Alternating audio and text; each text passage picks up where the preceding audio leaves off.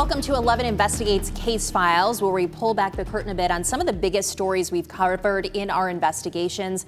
I'm Melissa Andrews alongside my investigative partner, Brian Duggar. With Cedar Point opening up here on May 3rd, we got together. We thought this would be a good time to revisit our Cedar Point investigation from 2022. Yeah, and this was actually a 4-part series. It aired on 4 different nights beginning on May 2nd, 2022, and it focused on sexual assaults in the employee dorms. And really, it was about an out-of-control dorm culture that we found out about throughout this investigation. So we're going to start. Let's watch the story from May 2nd, 2022. Cedar Point, America's roller coaster. Rides, good times, sunshine. But there's a darker side and a lot of secrets. 11 Investigates has learned that over the past 5 years, the Sandusky Police Department has investigated 27 sexual assault allegations here at the Cedar Point Employee Housing Unit, 10 in the last year alone. And in talking to some of the women, their stories have disturbing similarities. I woke up to him inside of me, and I pushed him away, and I just got up and I just left. And then I told my mom, I called my mom, and I was like, this is like Mother's Day. Like, she shouldn't be able to get this call on Mother's Day. Like, her only daughter. My sweater shawl thing was on the floor with my shirt, and I didn't know where my pants were. And I woke up and there was a condom stuck to my leg.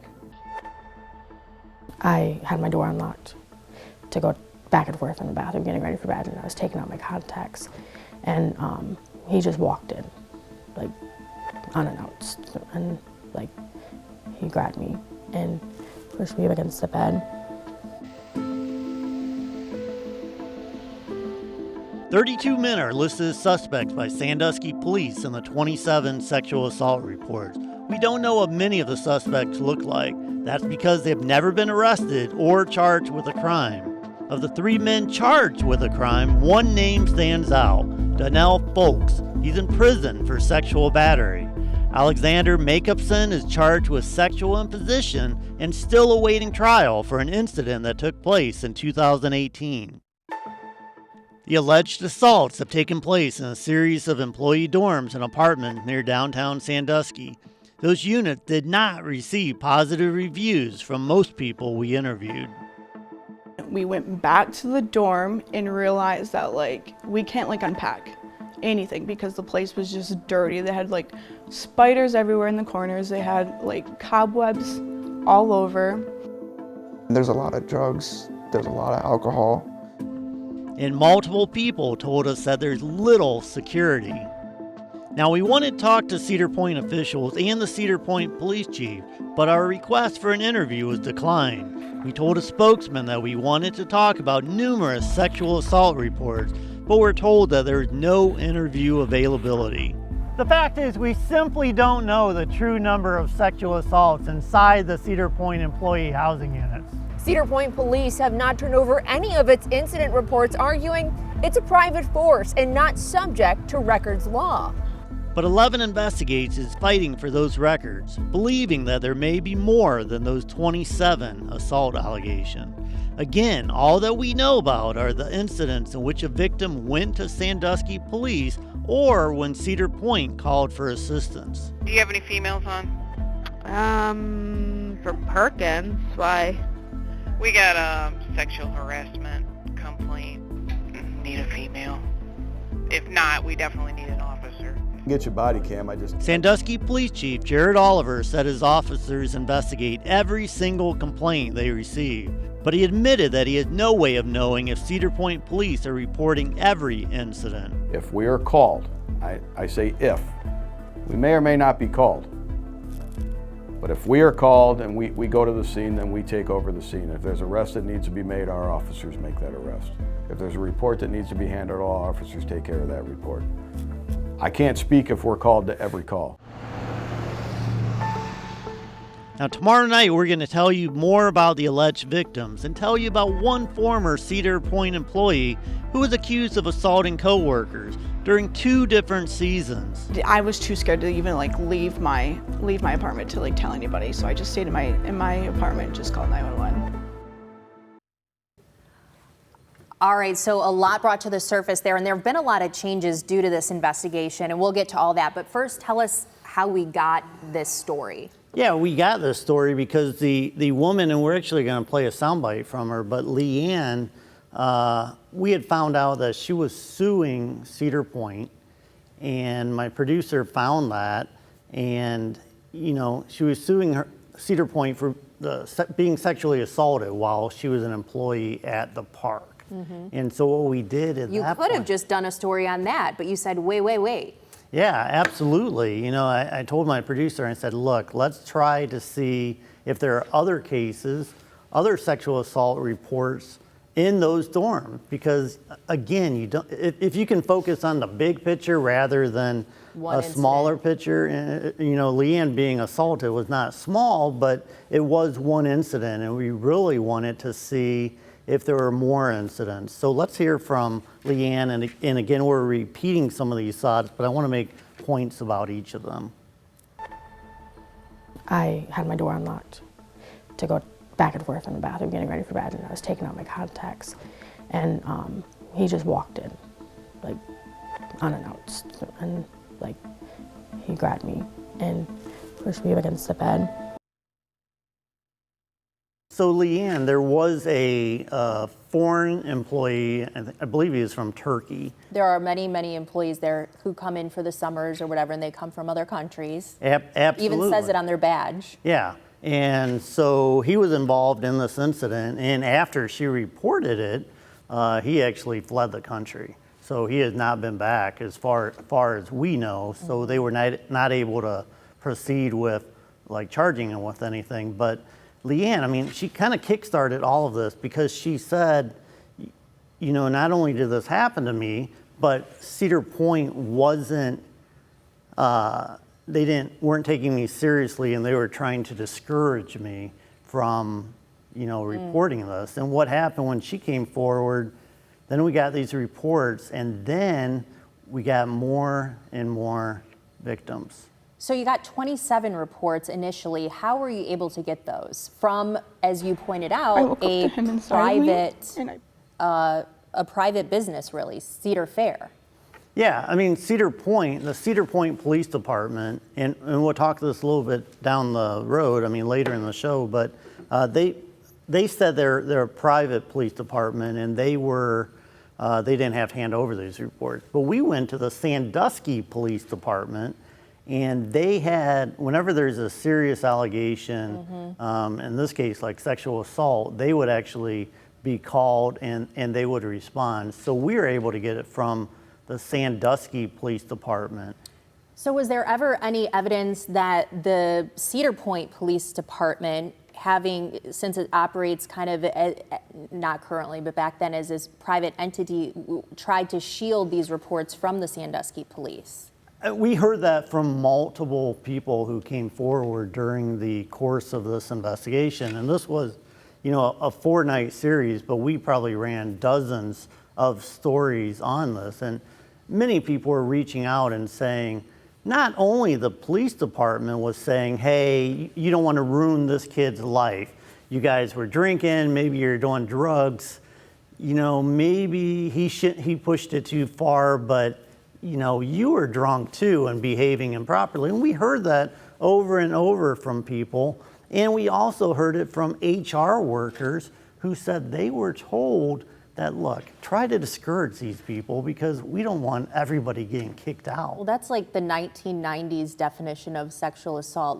There's some blame on a victim because she was drunk too, or it's not sexual assault because she was drunk, or I was too drunk to know if she said no.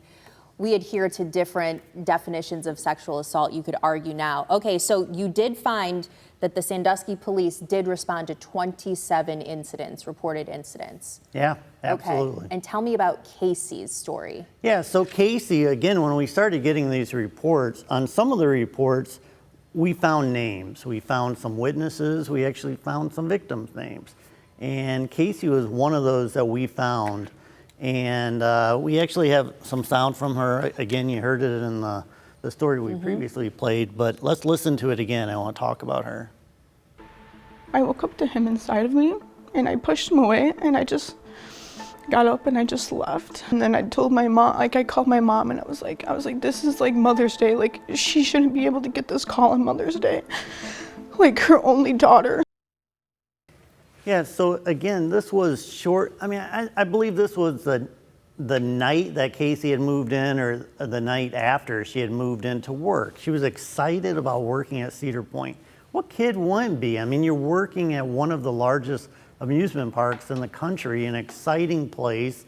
You're out there on your own for the first time, and in the very first night, and I think she said, you know, I probably drank a little bit too much, and my guard wasn't up, and I was kind of naive. You know, she's from Upper Michigan, and you know, this is, I guess, Sandusky, almost a big city, right? And you know, I mean, this happened to her on the very first night there, and you know, she got very emotional, and you know, sometimes when you're dealing with sexual assault, it's a he said, she said, and it's like, well, how do you know that really happened? But you talked to her and you saw the emotion she and the tears. Is carrying some guilt or shame because she feels guilty for having drank to the point where this could happen and then having to tell her mother. And I'm sure she carries some sort of responsibility for this, and she doesn't need to, and she shouldn't. Right. And you know, every single one of the reports, I believe just about every single report, if not all of them, involve some type of drinking or drug use, like all of them that we ultimately found. And again, you have the women feeling guilty, like, oh, did I encourage this? Was I flirtatious when I was drunk? But look, being drunk does not give someone permission to assault someone else. Right. Kind of sounds like Cedar Point was living in an old way of defining sexual assault, you know, and we'll get to that in a minute. And Raven, tell me about Raven. Yeah, Raven was, again, another person that we had found in this report, and her boyfriend actually told us, you know, details about being inside the dorm. And let's start with what she said about what happened when she was assaulted. I didn't know where my pants were, and I woke up and there was a condom stuck to my leg. So again, you know, Raven, again, there is drinking involved, but her and her boyfriend told us this story about an out of control environment inside the dorms. That again, these were kids who were going there, they're away from home maybe for the first time. It was even crazier than a college experience, right? Where, at least in college, you have to do some homework and make sure you don't flunk out. I mean, right, here, you just have to go to your shift and come back and then party the rest of the time. And that's what they would do. And there was actually a bar, like, right within walking distance of the dorm, and top of my head right now, I forget what it was called, but over and over people told us that, look, they would go to this bar and they would serve you a lot of alcohol. And some of these kids, according to them, you know, we were not ever able to talk to the owners of this bar, but they said, you know, sometimes they're underage and they could get alcohol, so they would go there after the shift, they would drink, they would dance, they'd have a good time, they'd come back to the dorms, and they would be drinking. And what we heard from multiple people was there was very little supervision inside the dorms. And Raven and her boyfriend were very clear about this, that there was a lot of drug usage, a lot of alcohol, very little supervision. Like, people just didn't really care what you did, and it was just an all-out party every single night. Yeah, and I think if you go back to where you were in your life at that time, I mean, that's kind of, if, like you said, if you're not there for schooling, you're just there for a summer job, that's what's going to happen. I want to question you about this because these reports, these incident reports that you were able to obtain were from 2017 to 2022. I remember my aunt, she told me that she worked at Cedar Point when she was a teenager or whatever in the laundry area. She had no problem. So it made me wonder, 2017 to 2022, was there something going on there? Was it under a different management? Like, you know, those dorms have been operating for decades there, and we don't have those kind of complaints except between this time frame. Yeah, it's interesting what happened when we initially decided to look at the reports, and we're like, well, let's see how many sexual assaults there were in the year that Leanne said this happened to her. And we got something like 8 or 10 in the first year. We're like, well, let's do 2 years, 3 years, 4 years, 5 years. So that's why it's 2017 to 2022, because we wanted a 5-year time Sample, frame. yeah. But yeah, Mel, we heard from people 30 years ago. I mean, way back, we heard from a woman who claimed that she got pregnant by somebody who had assaulted her like decades ago at Cedar Point. And, again, talking to people who worked there back in the day, they're like, well, yeah, this was always the way it was. So you don't believe that there was anything that had specifically changed necessarily to cause this during this 5-year period. It just happened to be the sample of years that you looked up, starting with Leanne's story. Yeah, I mean, I think it was kind of a wink, wink, what happens at Cedar Point, stays at Cedar Point, and kind of that code. And Leanne broke that code because she said, look, I was assaulted, my life was ruined. Now Cedar Point has to pay. And they are paying. They settled 3 lawsuits. You guys reported this time last year, and then there was a 4th filed. Yeah, there have been, at this point, I don't know what the number is now, but there were multiple class action lawsuits against Cedar Point, and I know that several of them were settled, and it came about because of this. It's really interesting when you think about it too, because there should be some sort of HR and security component, because you have these people there at your facility for the purpose of working, but they're also living there. Yeah. They're commingling with coworkers, so there should be many hands in the pot to make sure these places are kept safe. Yeah, you would think, and the HR director is very interesting. She either went on leave or like quit or resigned or was fired shortly after the story came out, and we were like trying to find her all over. We were at several different buildings in Sandusky trying to track her down, but we did have 3 HR workers who came forward and said, look, when we went through this, again, try to discourage people from reporting this. It shouldn't be that way, but it was clearly. One of the other things that we learned, and I think it's interesting because, to my understanding, Disney does this as well, but they operated their own private police force, which, does create an issue because obviously you believe that a police force would handle situations that ultimately are in the best interest of the corporation when you're doing something like that, when you have your own private force. But these amusement parks are allowed to do this. They have been allowed to do this. Yeah, and there's always been this thing about the Cedar Point Police Department for years, going back years, whenever there are incidents at the park, journalists would try to get records from them, and they would say, well, we're not subject to the Ohio Public Records Law because we're a private police force. But it's insane. As part of this investigation, we looked into what they did. They had arrest powers. They had chiefs, lieutenants, sergeants. They had a command structure within it. They could transport people to jail. Like I said, they could arrest them. And who bestows those powers on them? Yeah, they actually got those powers from the state. So they had the power. The Attorney General's office or something? From the state, yeah. And they actually had to get, they had to get qualified from the state, like these individual officers.